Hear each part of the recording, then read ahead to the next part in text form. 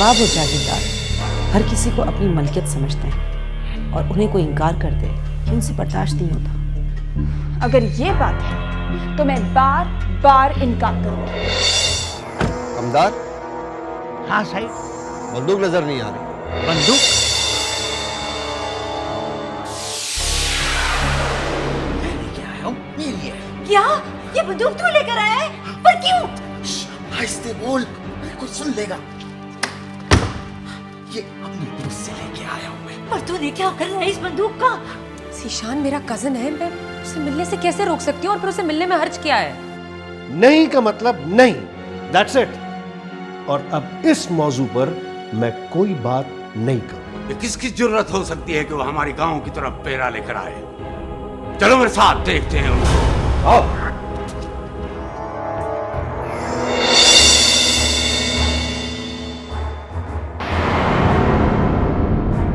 सरकार अल्लाह दाद निशाने पर है। नहीं, छोकरा, रब्बू को खत्म कर दो।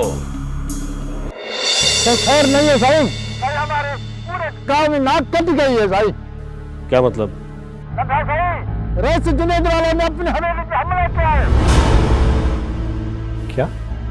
हाँ साहिब, वो रब्बू क्या कहने के, ये रब्बू बहुत चमचा है, रब्बू ने सब कुछ कराया। ठीक है, अपने लोगों का ख्याल रखो, उनको मुताक से बाहर नहीं निकलने देना। और दूसरा ये कि थाने पे किसी को बंदे को बुलवा के नफरी मंगवा लो, मैं यहाँ से ऑफिस से फ़ोन कर लेता हूँ। ठीक है, अपना ख्याल रखना बाबा।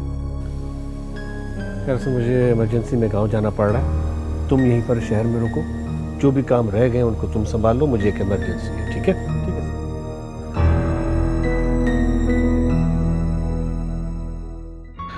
मुझे समझ नहीं आ रहा आखिर वो कौन लोग थे जिन्होंने तुम्हें अगवा करने की कोशिश की। वो जो भी थे, अब कोई फायदा नहीं उनके बारे में सोच के अपना वक्त ज़ाया करने का। फिर भी पता तो चले ना, ताकि उनको उनकी इस हरकत का कुछ इनाम मिल सके। वैसे मुझे एक बात बिल्कुल समझ नहीं आती, मुझे अगवा करके उन्होंने मेरा और अपना वक्त क्यों खराब किया?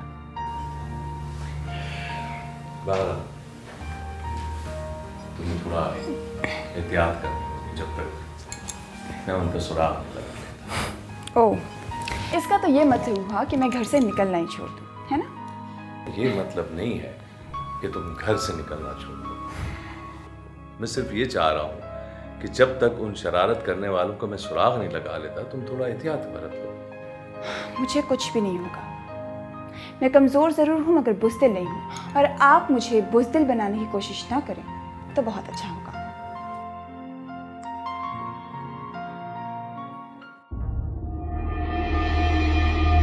ठीक है, तुम उससे बात कर लो, देखो अगर उसकी बात समझ में आ जाती है तो ठीक है, अगर नहीं तो फिर मुझे तुम बता देना।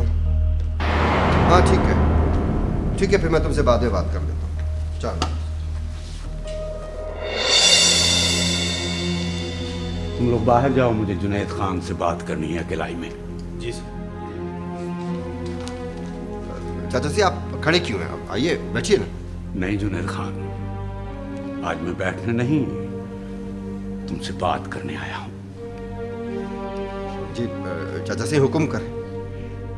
एक बात बताओ जुनैद खान, जब रब्बन ने मेरे ऊपर बंदूक तानी तो तुम्हें क्या महसूस हुआ? खामोश क्यों हो? जबान क्यों बंद है तुम्हारी? क्या तुम्हारा खून सफेद हो गया है? तुम्हें तो उसको गोली मार देनी चाहिए थी जुनैद खान। चाचा साहब, मैंने उसकी बड़ी बेइज्जती की है। सिर्फ बेइज्जती? एक बात तो बताओ जुनैद खान, अगर तुम्हारे वालिद मरहूम पर कोई बंदूक ताने तो तुम क्या करोगे उसके साथ? सिर्फ उसकी बेइज्जती?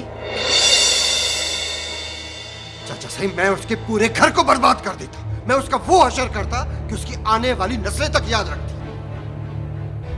तो फिर शर्म आती है मुझे अपने आप पर कि हमारे खानदान का जुनैद खान अगर उसके वालिद पर कोई बंदूक ताने तो उसको बर्बाद और तबाह कर सकता है, अगर चाचा का कोई खून करे तो खामोश।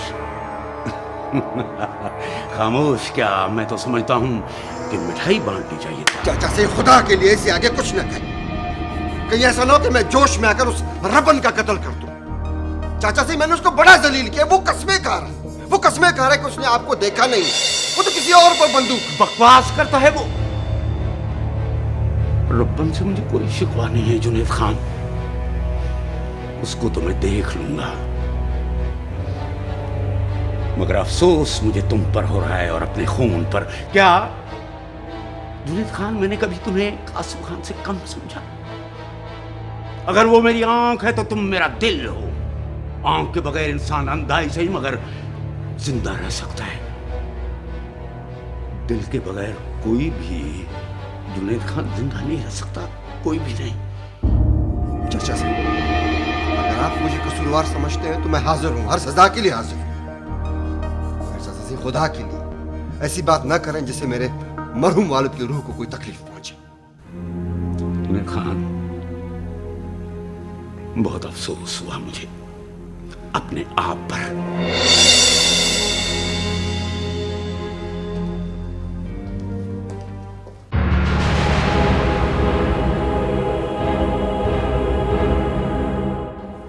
जी, आपने बुलाया था आंटी? हाँ ईमान, वो कासम का फ़ोन आया था। हाँ, मुझे भी आया हुआ है, मिस कॉल देखी मैंने अभी। वो मैं सो रही थी। कोई काम था उनको? नहीं, काम तो कोई नहीं था, बस कह रहे थे कि गांव जा रहा हूँ, कोई मसला है गोठ में। तो आपने नहीं पूछा क्या मसला है? पूछा था, उसको जवाब ही नहीं दिया और कहा कि जवाब से मैं बताऊंगा। और कोई बात?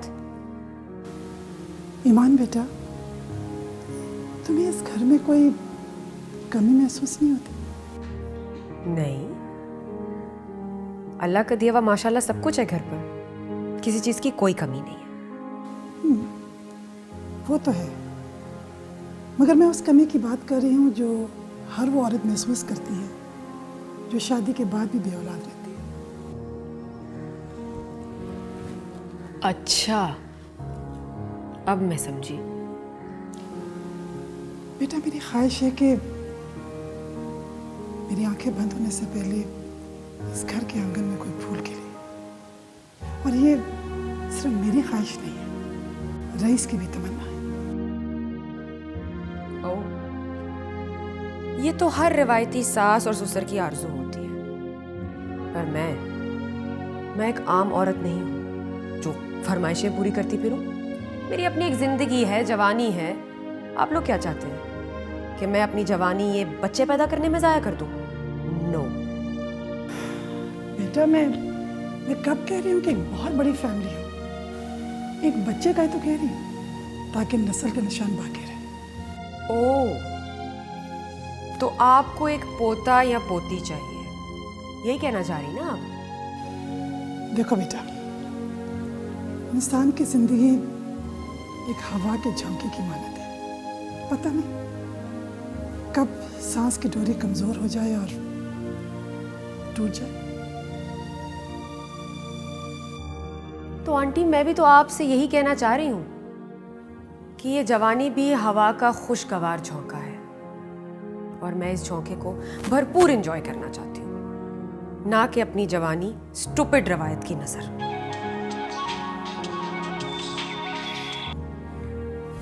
हेलो, प्लीज होल्ड करें। Excuse me.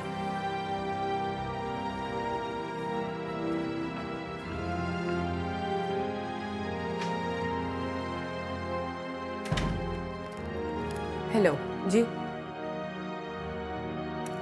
क्या? मैं तो हर महीने सारे ड्यूज क्लियर कराती हूँ, फिर ये मसला कहाँ से आ गया? देखिए, मैंने आपसे पहले भी कहा था कि ये अचानक बताए हुए डेज में अटेंड नहीं कर सकती। पेरेंट डे है तो क्या हुआ? देखिए, ट्राई एंड अंडरस्टैंड मी, मेरे लिए मुश्किल है, मैं ऐसे नहीं आ सकती। बच्चे पर क्या मतलब है, बच्चे पर गलत असर पड़ेगा? देखिए, मैं आपको पहले ही बहुत फेवर्स दे चुकी हूँ और आपने मुझे अभी तक कोई फेवर नहीं दिए। अगर ऐसा ही रहा ना तो मैं अपनी बच्ची को स्कूल से निकलवा लूंगी। जी नहीं, बहुत अच्छे स्कूल्स हैं और उनके साथ हॉस्टल्स भी हैं। चले, मैं कोशिश करती हूँ, पर वादा नहीं कर रही आने का। और हाँ, अगर आइंदा इस तरह की डेज या मीटिंग्स हों तो मुझे पहले बताया करें, कम से कम 1 हफ्ता पहले। और वो बच्ची खुश है ना?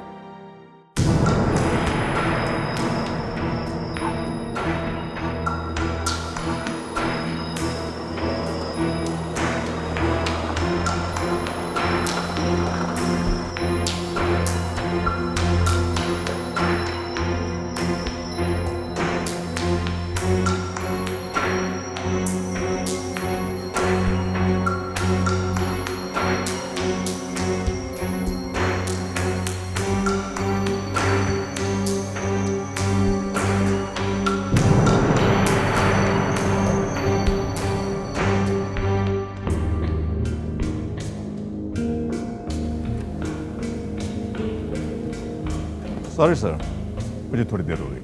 दरअसल मैं समझा कि आप शायद अभी पहुंचे नहीं होंगे, तो मुराद ने बताया कि आप नवाब साहब के ऑफिस में बैठे।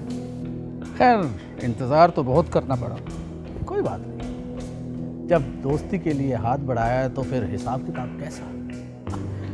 आप बैठिए ना, खड़े क्यों है? Please have a seat. Thank you sir, ये तो आपके एहसानात हैं हम पर। नहीं नहीं, ऐसी कोई बात नहीं।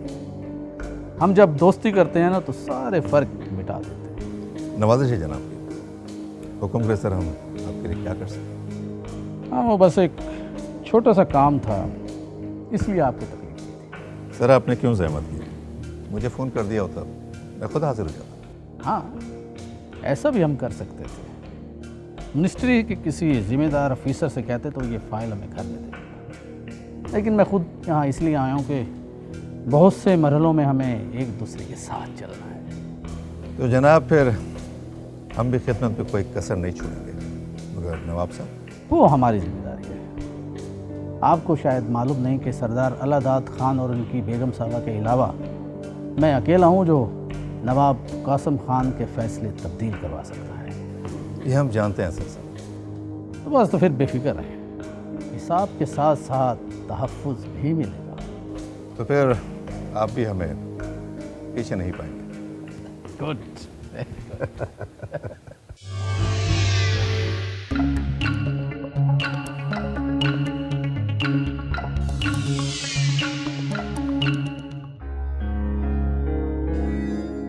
तो वसीम साहब कौन सा कि गलत कह रहे हैं? एहतियात करना अच्छी बात है। फिर कब तक आप ही? जिंदा बंदा हज़ार काम।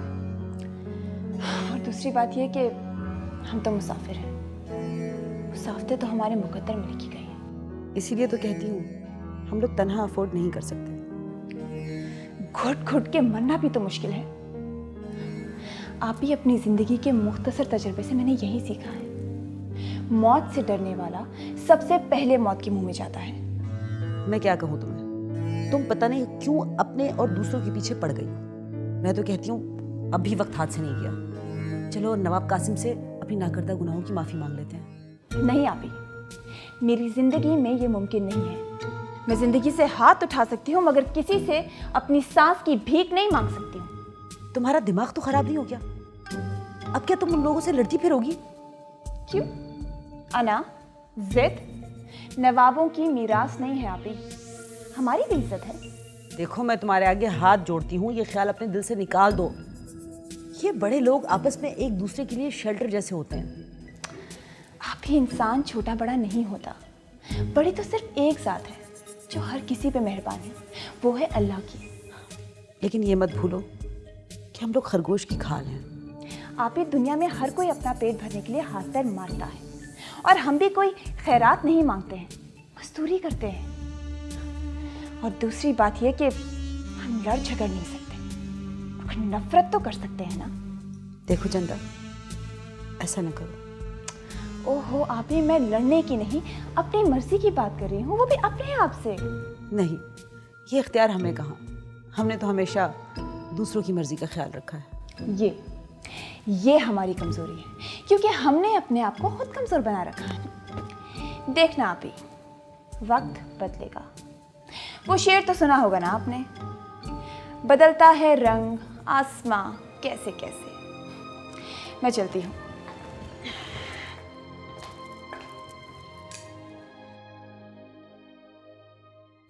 कासिम खान, जज्बात से काम मत लो, ये घर का मामला है, थोड़ा सोच समझ के कदम उठाओ। बाबा सही, कमदार रब्बन का मामला हमारे घर का कैसे होगा? रब्बन किसका कमदार है? जुनैद खान का। और जुनैद आपका क्या लगता है? कजन। तो फिर कजन का मतलब हुआ भाई। जब खून का रिश्ता है तो घर एक ही हुआ। फिर तो बाबा सही जुनैद को खुद उसे सजा देनी चाहिए ना कि उसकी तरफदारी करे। कासिम खान, मैंने जुनैद खान से मालूम किया था, उसने मुझे यही कहा कि रब्बन ने तुम्हारे ऊपर बंदूक नहीं तानी बल्कि उनको निशाना बनाया जो फायरिंग कर रहे थे। वाह बाबा साईं वाह, आप भी उनकी बात मान गए ना। और जो सब गांव वालों ने देखा, पूरी दुनिया वालों ने देखा, वो हमारी तो बेइज्जती हो गई ना। बेइज्जती जुनैद खान की हुई, बल्कि हमसे बढ़कर उसकी बेइज्जती हुई। एक तो चोरों ने उसकी बंदूक उठाई, ये उसकी बेइज्जती हो। चलो हम ये बात मान लेते हैं कि रब्बन ने मेरे ऊपर बंदूक तानी, बेइज्जती तो जुनैद खान की हुई। जुनैद की वजह कैसे बेइज्जती हो गई? जिस तरह मैं तुम्हारा बाप हूं, इसी तरह जुनैद खान का चचा हूं। जिसने अपने चचा की इज्जत नहीं की, वो अपने बाप की इज्जत भी नहीं करेगा। और दूसरी बात, कासिम खान, आजकल मीडिया का दौर है और कैमरा हमारा ताकुब कर रहा है। छोटी सी बात को बढ़ाकर वो मीडिया के सामने लाना चाहता है, जिस तरह कि हमारी बेइज्जती हो। इसीलिए मैं आपको कहता हूं कि सब्र से काम। इसका मतलब तो ये हुआ कि हम भी अब छुप छुप कर वार करें। अपने कमदार से भी अगर मुझे बदला लेना है तो डर डर कर, छुप छुप कर मैं उससे बदला लूं। कासिम खान, ये छुप छुप कर वार करने की बात नहीं है। देखो, जुनैद खान तुम्हारा कजन है, मेरा भतीजा है, उसको फैसला करने दो। पर बाबा, उसको क्यों फैसला करने दूं? जब हमारे अंदर ताकत है, हम सब कुछ कर सकते हैं, तो फिर हम जुनैद खान को क्यों शामिल करें? क्यों मैं उसकी मिन्नतें करूं? हम उसकी मिन्नतें नहीं करते। देखो कासिम खान, जिस तरह तुम मेरी औलाद हो, मैं तुम्हारा फायदा चाहता हूं, इसी तरह जुनैद खान मेरा भतीजा है, मैं चाहता हूं कि उसका भी कोई नुकसान ना हो। थोड़ा संजीदगी से गौर करो। ऐसा ना हो कि आप भाइयों के बीच में दरारें पड़ जाए और फिर मैं कब्र में जाकर अपने भाई को क्या मुंह दिखाऊंगा, क्या कहूंगा उसको? तभी कासिम खान, मैं इल्तिजा करता हूं कि ऐसा ना करो, उसको भाई समझो, जज्बाती ना बनो। हाजुर बाबा।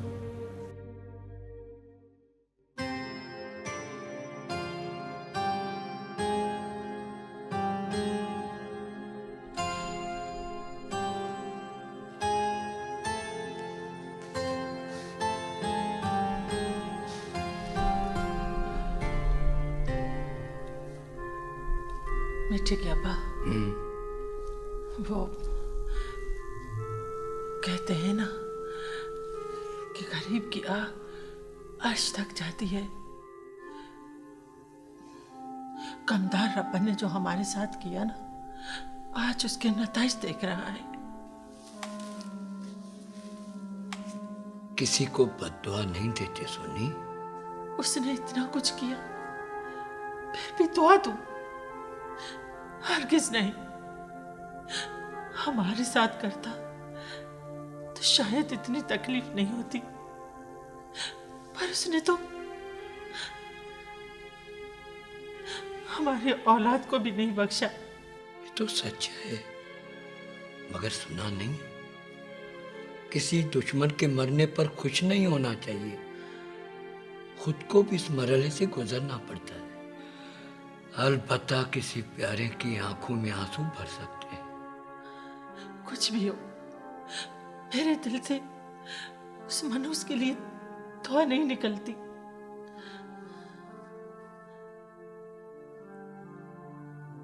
वो तो ठीक है, मगर तुम क्या सोच रहे हो?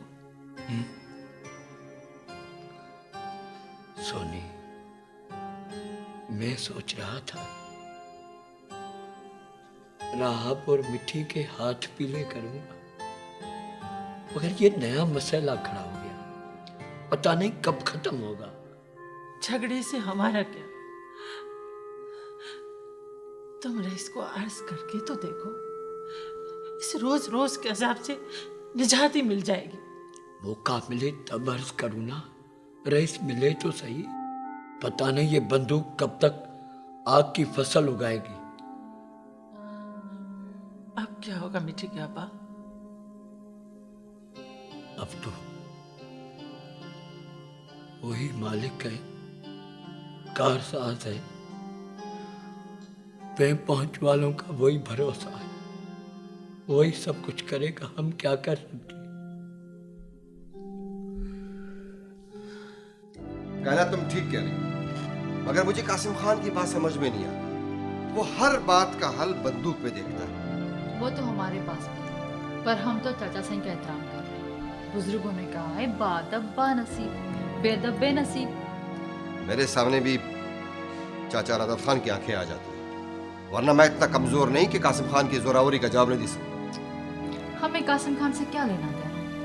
हम तो अपने चाचा सिंह का एहतराम कर रहे हैं ना, और खानदान के सरबराह होने के नाते ये हमारा फर्ज भी है कि हम उनकी इज्जत करें। तुम ठीक कह रही हो।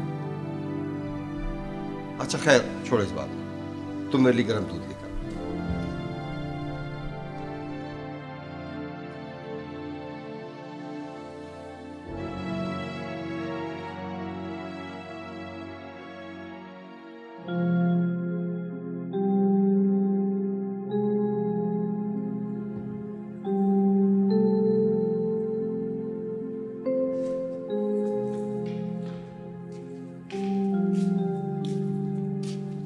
किन ख्यालों में गुम है राहिब?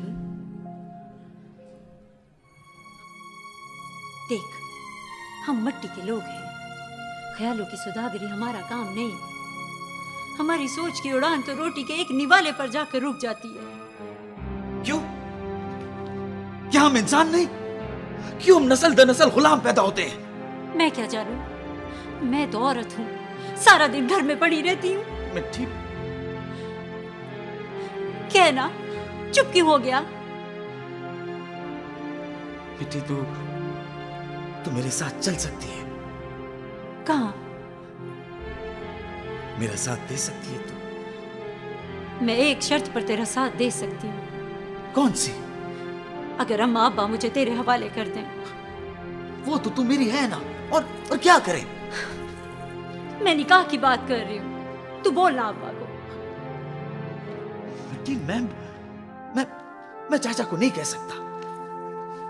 तो फिर मैं भी तेरे साथ नहीं जा सकती। पर तू जा कहाँ रहा है? बेटी तू नहीं जानती, अब तो बंदूक वाला मामला भी बढ़ गया है। बंदूक? तो फिर क्यों किया तूने ऐसा? क्या जरूरत थी तुझे मौत के मुंह में जाने की? पहले क्या कम हालात खराब थे जो तू और बढ़ा कर आ गया? वो तो हो चुका ना। अब तो बस मोल देना पड़ेगा।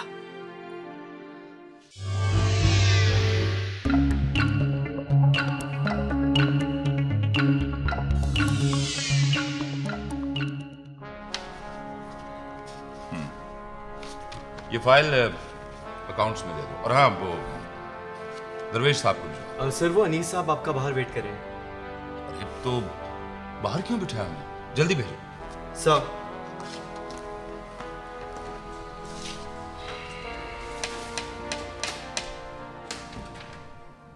अस्सलाम वालेकुम। आइए Anees, please. Thank you. Sorry Anees साहब, आपको इंतजार करना पड़ा। नहीं डीपीओ साहब, ऐसी कोई बात नहीं। मुझे अंदाजा है आपकी मसरूफियत का। सच कह रहा हूं मैं। अनीस साहब कुछ नाराज लग रहे हैं आप। ये हिसाब किताब फिर कभी डिस्कस कर लेंगे। फिलहाल मुझे आपसे एक छोटी सी फेवर चाहिए। खुशी होगी मुझे आपके काम आते हुए, हुक्म कीजिए आप। नौरीन अगवा केस में कौन सी पर्सनैलिटी इन्वॉल्व है?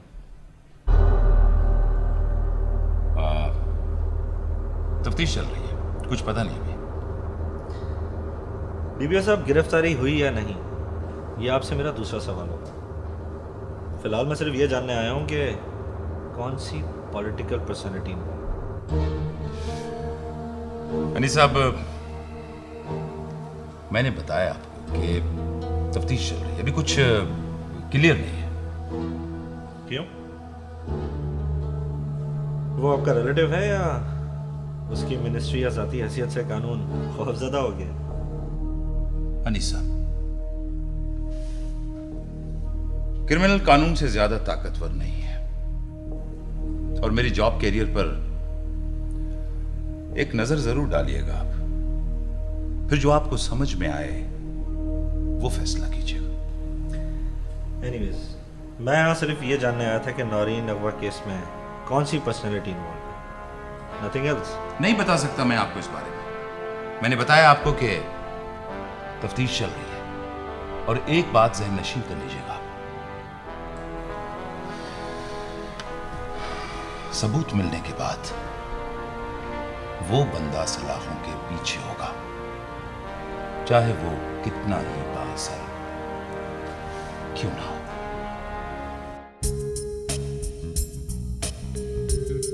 तो क्या प्रॉब्लम है? तुम नवाब कासिम के खिलाफ क्यों नहीं बयान दे रही? बगैर किसी सबूत के मैं कैसे बयान दे दूं? तुम कहीं डर तो नहीं रही हो इस बना पे कि तुम अकेली और कमज़ोर हो?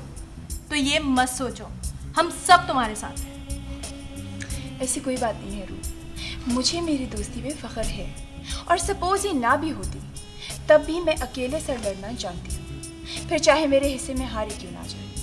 नहीं, जंग जीतने के खातिर नहीं लड़ी जाती, बल्कि असूलों और ज़ात को जिंदा रखने के लिए लड़ी जाती है। इसमें यह नहीं देखा जाता कि आपका दुश्मन कितना ताकतवर है, बल्कि अपने लिए लड़ी जाती है, अपने असूलों के लिए। रूप, मैं हमेशा आज़ाद ख्याल रही हूँ। मेरे हिस्से में कितने गुनाह मैंने कभी इसका हिसाब नहीं किया, और मुझे प्रेशराइज करके कोई भी मुझसे जीत नहीं सकता, फिर चाहे वो कितना भी ताकतवर क्यों ना हो। तो तुम पीछे क्यों हट रही हो फिर? क्योंकि मैंने लाइफ में कभी जबर बर्दाश्त नहीं किया, तो मैं किसी और के साथ ज़बरदस्ती कैसे कर लूँ? ये लो, तुम ये पढ़ लो, इसके बाद तुम्हारा जो दिल चाहे तुम वो करना। नवाब कासिम से हमारी कोई दुश्मनी नहीं है, ये सब कुछ मैं तुम्हारी वजह से कर रही हूं।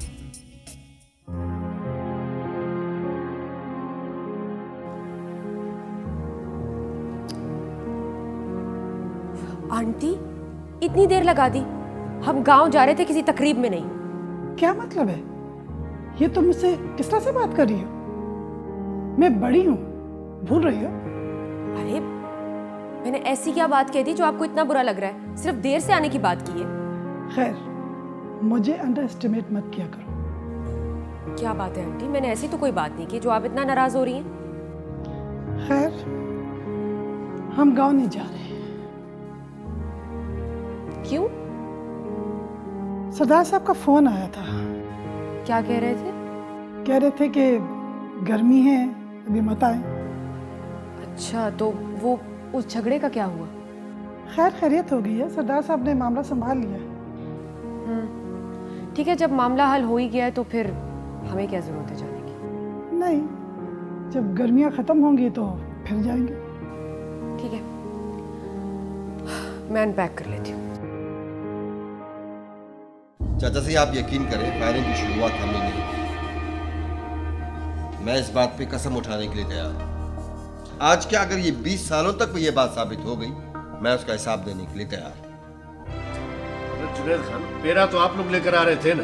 बेशक पेरा हम उठा कर ला रहे थे, लेकिन फायरिंग हमने नहीं की। चलो, हमने ये मान लिया कि फायरिंग आपकी तरफ से नहीं हुई जुनैद खान। तो फिर ये कौन हो सकता है कि इलाके के मालकान पर हथियार ताने आप नजर रखते हैं, ख्याल रखते हैं? चाचा साहब, आप बड़े हैं और बड़ी नजर का मुजाहरा करें। देखो बाबा, मैं भी यही कह रहा हूँ, वरना अब तक क्या हो चुका होता ये हम सब जानते हैं। चाचा आप भाई, ये मर्दों का मामला है, आप बीच में ना बोले। नहीं कासिम खान। चाचा से शेरल भी हमारे साथ था, आप शेरल से पूछ लें। ये कैसी बातें कर रहे हो तुम जुनैद खान? हवेली की बातें हम मोहतात में करें। जुनैद, 100 बात की एक बात, कमदार रब्बान मेरे हवाले कर दो। मगर उसका गुनाह क्या है? ये तुम कह रहे हो जुनैद खान? हाँ या नहीं? कासिम खान, इस लहजे में मैं भी बात कर सकता हूँ। देखो, हथियार तो रब्बन ने हमारे ऊपर सीधा किया है, और ये तुम अच्छी तरह जानते हो जुनैद खान कि हथियार तानना और कत्ल करने में कितना फर्क है। चाचा सही, रब्बन कसम उठाता है कि उसने आपके ऊपर बंदूक नहीं तानी। वो तो पापा जब फैसला होगा तो सारी बात सामने आ जाएगी ना। कासिम खान, चाचा सही मेरा भी बड़ा है, मैं कैसे बर्दाश्त करूंगा चाचा सही की तौहीन। मैं भी तो यही चाह रहा हूँ। ठीक है, फैसला हो जाए, मगर मेरी चोरी वो जुनैद खान हम मिलकर ढूंढ लेंगे। एक काम करते हैं कि कल पूरे गांव में पेरा बेटी कराते हैं, जिसके पांव के निशान मिले वही चोर होगा, ठीक है? और जो चोर साबित हुआ फिर मैं उसका वो हशर करूंगा, वो दुनिया देखेगी जुनैद खान।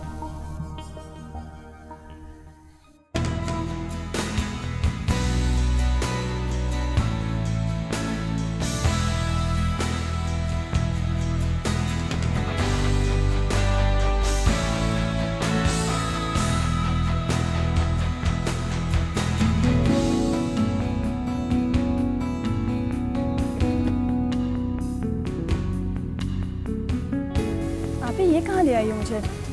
और ये घर किसका है? दोस्तों के घर अपने ही होते हैं। फिर भी पता तो चले कौन है। जितना बड़ा ये घर है उससे ज्यादा बड़े दिल इस घर में रहने वालों के हैं। अस्सलाम वालेकुम। वालेकुम अस्सलाम। रूबी बेगम, आपको आने में कोई तकलीफ तो नहीं हुई? जो हमेशा आते रहते हैं उनको आने में कोई तकलीफ नहीं होती। तो क्या है कि आप तो आती रहती हैं, मगर नूरीन आज पहली मर्तबा आई। ये क्या बदतमीजी है? नहीं मैडम, गुस्सा नहीं, क्योंकि हम घर आए मेहमान की बहुत दिल से इज्जत करते हैं। और वैसे भी आप लोग तो ज़्यादा काबिल एहतराम हो। आप ऐसा कीजिए, जाके नवाब कासिम को बुला के लाइए। नवाब साहब तो नहीं, उसका नायब हाजिर है। रूबी बेगम, आप तो अच्छी तरह जानते हैं कि नवाबों की गैर मौजूदगी में सारे फराइज नायब सर अंजाम देते हैं। पहले सिर्फ सुना था, मगर आज देख भी रही हूँ कि शेर की गैर मौजूदगी में गीदड़ अपने आप को जंगल का बादशाह समझता है। तुम्हारी हैसियत क्या है? मुझसे जबान लड़ा रही हो? मैं तुम्हें अभी गिदड़पन दिखाता हूँ।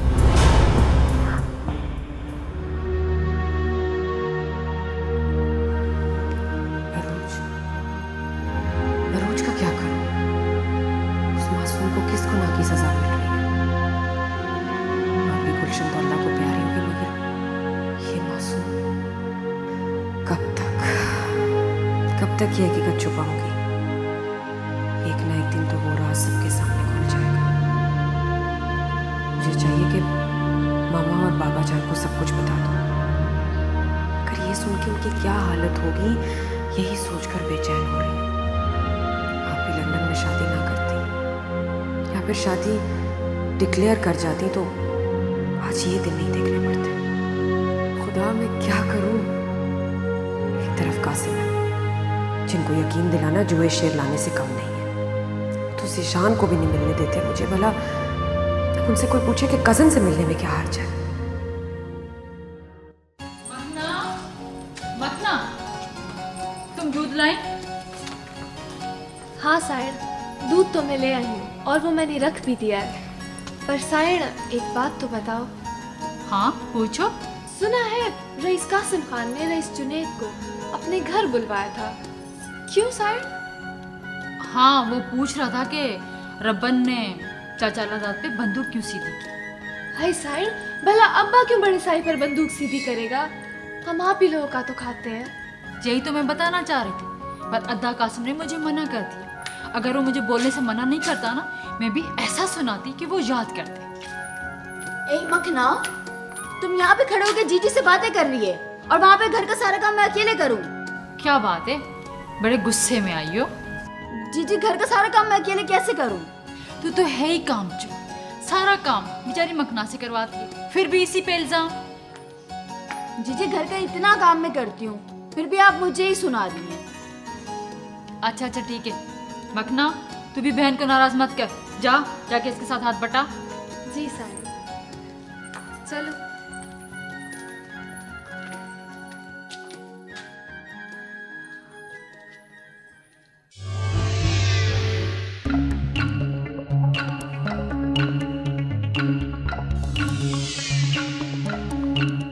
सही कासिम खान को तो आप जानते हैं सही, वो मुझे छोड़ेगा नहीं।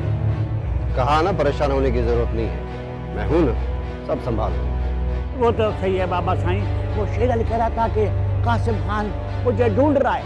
तुम कहना क्या चाहते हो? जब सारी बात हो गई है तो फिर क्यों ढूंढ रहे? पता नहीं बाबा साईं, मुझे तो यही सुनने में आया है।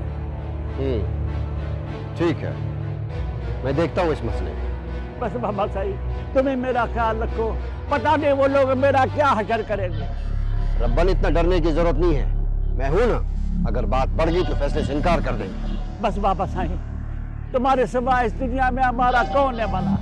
साईं ख्याल रखो साईं, ख्याल रखो साईं। ठीक है, ठीक है।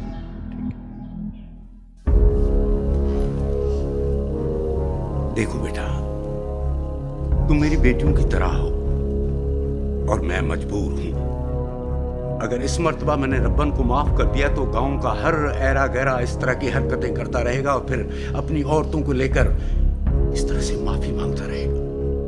सरदार साईं, आप इस गांव के सायादार दरख्त हैं। अगर आपने साया हटा दिया तो हम गांव वाले यतीम हो जाएंगे साईं। बेटा, मैं मानता हूं कि मैं इस गांव का सायादार दरख्त हूं, लेकिन तुम्हारा बाप तो सायादार दरख्त को जड़ से ही काटना जानता है। उसको तो सायादार दरख्त चाहिए भी नहीं बेटा। साईं, अब्बा भी इंसान है साईं। साईं, अब्बा से गलती हुई, अब माफ कर दो साईं। बेटा, इसको गलती नहीं कहते, जो अनजाने में हो जाए उसको गलती कहते हैं। अगर जो जानबूझकर गलती करे वो गलती नहीं और गुनाह होता है, गुनाह जिसकी सजा उसको मिलनी चाहिए। नहीं साईं, नहीं, हम अपना दुपट्टा उतार के आपके पैरों में रखते हैं साईं। हमारी इज्जत रख लो साईं। ये क्या कर रहे हो बेटा? ये क्या कर रहे हो तुम लोग?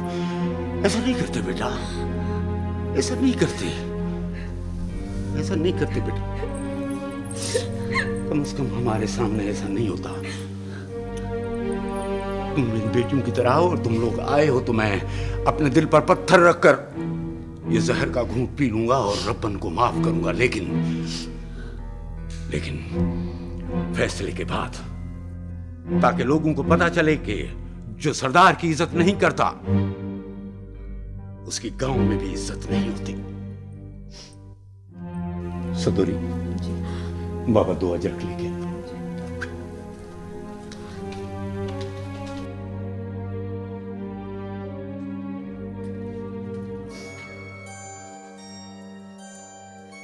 ठीक है बाबू, अब तुम लोग जाओ, लेकिन अपने बाप को कह देना अगर आइंदा उसने ऐसी कोई गलती की तो उसे सख्त सजा जरूर मिलेगी। जाओ बेटा, जी साईं। जाओ तुम लोग।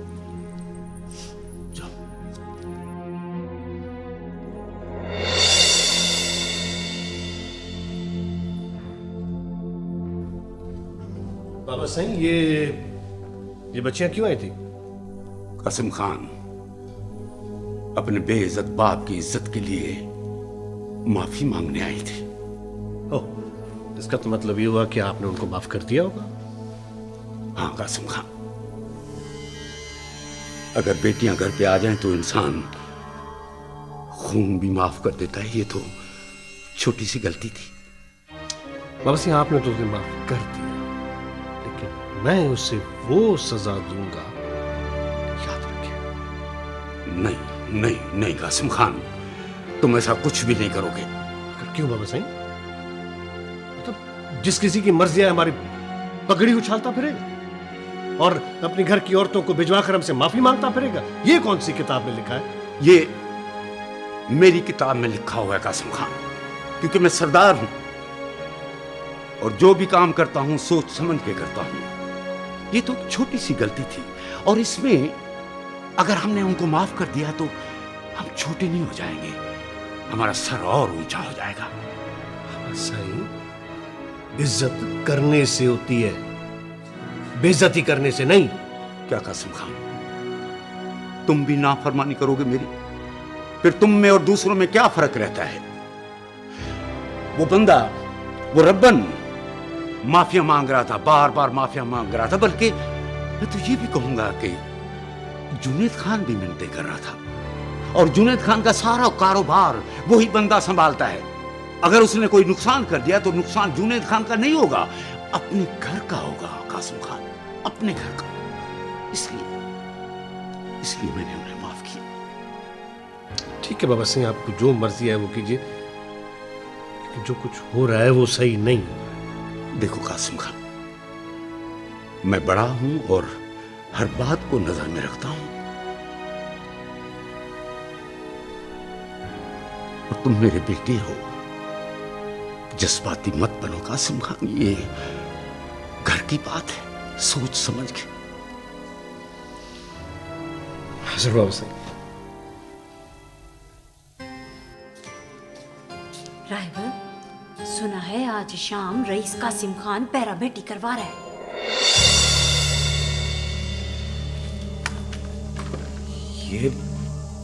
ये तुझे किसने बताया? पूरे गांव में ये बात चल रही है कि आज शाम को गांव का हर मर्द पैरा बेटी में हिस्सा लेगा।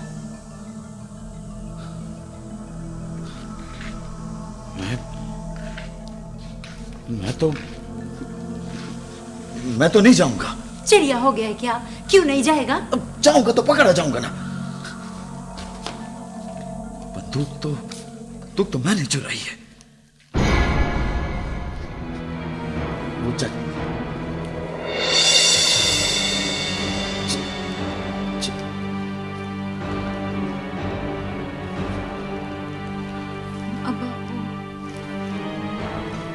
अब राहब की कोई गलती नहीं थी।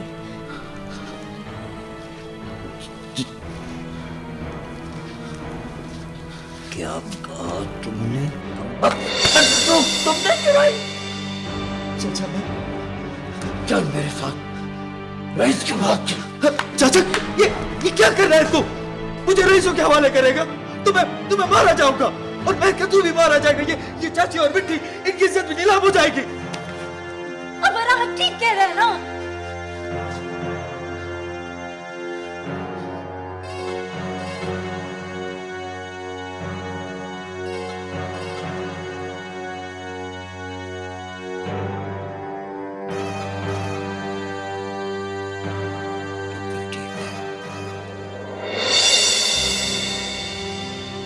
हमें ये गांव छोड़ना पड़ेगा।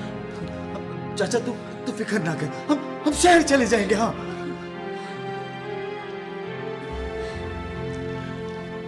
तो फिर ठीक है, तुम जरूरी सामान जो है वो जल्दी से बांध लो, हम अभी के अभी निकलेंगे। पर अब जल्दी, उनको पता न चले। चाची जल्दी से सामान बांध ले, देर ना कर। जल्दी निकल, चल जल्दी करना चाची, नहीं तो वो छोड़ेंगे। चल हाँ बेटी, सामान बांध लो। बेटा जल्दी चल।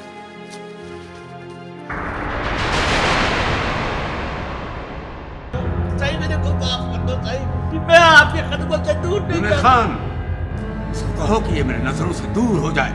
पहरे में रखकर उड़ान छीन ली है आपने मेरी। कुछ दिनों की बात है, फिर जैसा तुम कहोगी वैसे ही होगा। क्या मतलब मुझे टाइगर की सूरत में मजीद सजा भुगतनी पड़ेगी?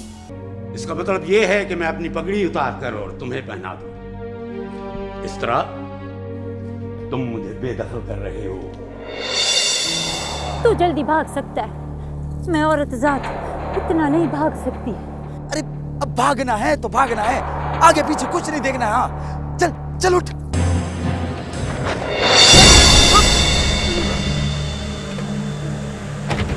कहाँ भाग रहे हो?